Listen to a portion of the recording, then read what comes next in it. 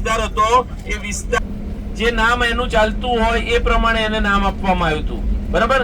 ગેન્ના સેરેટ, ગાલિલ, ગર્દાનિયા, બરાબર, ટાઇબેરિયસ, રાઈટ? એ અલગ અલગ કિનારાના અલગ અલગ કિનારે જે તેના ગામો હતા એ પ્રમાણે ગાલિલને નામ આપવામાં આવ્યું હતું. રાઈટ?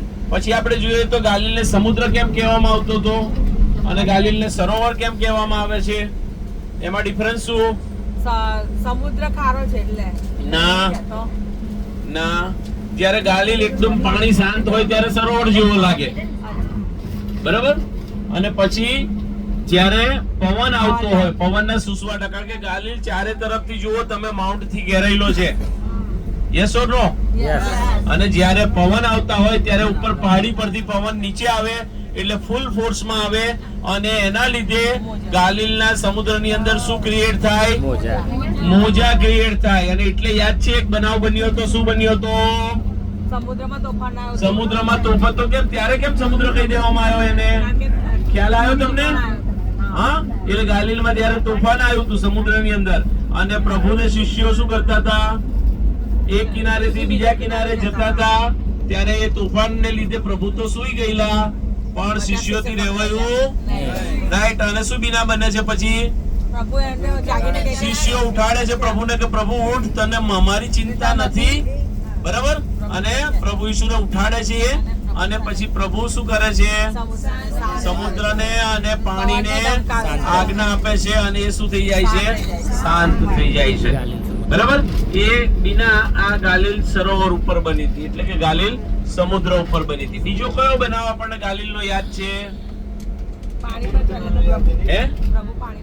પ્રભુ પાણી પર ચાલે છે. પિત્તર ચાલે છે બાપા. હવે વચન ઘરે જઈને વધારે વાંચવું પડશે. વચન જો એક વાત બહુ સ્પષ્ટ કહી દઉં, અહીંથી જઈએ પછી જો એવા ને એવા જ રહીશું ને તો અહીંયા આવવાનો કોઈ મતલબ સરતો નથી. સિરીઝભાઈની જોડે આવવાનો કોઈ મતલબ રહેતો નથી. બરાબર? રાઈટ? એટલે આપણી જવાબદારી વધી જાય છે કે આપણે ઘરે જઈને વચન વધારે વાંચીશું. હવે તમે નજર ગાલિલને જોયો છે એટલે જ્યારે ગાલિલ શબ્દ, યરુશાલેમ શબ્દ, બેથલેમ શબ્દ જ્યારે તમે વાંચો, સાંભળશો ત્યારે તમારી નજર સામે આ પિક્ચર આવીને ઊભું રહી જશે. એટલે you are more responsible than others. તમે વધારે જવાબદાર ઠરો છો જે લોકો નથી આવી શક્યા એના કરતા. કેમ? કારણ કે તમે હવે આ બધી બાબતો નજર જોઈ છે અને સિરેશભાઈએ એક્સપ્લેન કરી છે તમને. તમે એમ નહીં કહી શકો કે ના સિરેશભાઈએ નહોતું કીધું, નહોતું બતાવ્યું. બરાબર? એટલે આપણે બીજો બનાવ કયો બન્યો હતો? પ્રભુ ઈસુ ખ્રિસ્ત પાણી પર ચાલતા હતા. પિત્તર ચાલતો હતો. પિત્તરની ઈચ્છાથી પ્રભુ હું પણ તારી જેમ ચાલો, અને ભાઈ પોતે પાણી પર ચાલવા માંડ્યા પણ થોડી વારમાં શું થયું? ડગમગી ગયા અને ડૂબવા લાગ્યા. ત્યારે પ્રભુએ એનો હાથ પકડીને એને પાણીમાંથી બહાર કાઢ્યો. એના પરથી આપણે શું સમજીએ છીએ? વિશ્વાસ ડગવો ના જોઈએ. એના પરથી આપણે શું સમજીએ છીએ? પિત્તર કેમ ડગવા માંડ્યો? કારણ શું? પણ શું બન્યું એવું શું? વિચારો થોડું. ઈસુની સામે જોવાન બદલે એણે નજર ઈસુ તરફ ના રાખી પણ આસપાસની પરિસ્થિતિઓ તરફ નજર નાખી અને એના લીધે એનો વિશ્વાસ ડગમગી ગયો અને ડૂબવા લાગ્યો. અને એટલે જ્યારે આપણી નજર જો પ્રભુ તરફ રાખીશું તો આપણે ડૂબીશું નહીં, ડગીશું નહીં.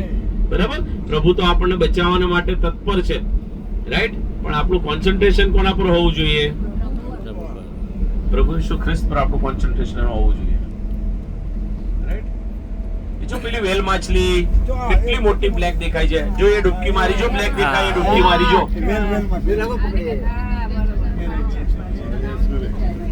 વેલ માછલી મોટી. જઈશું. હા, જઈશું.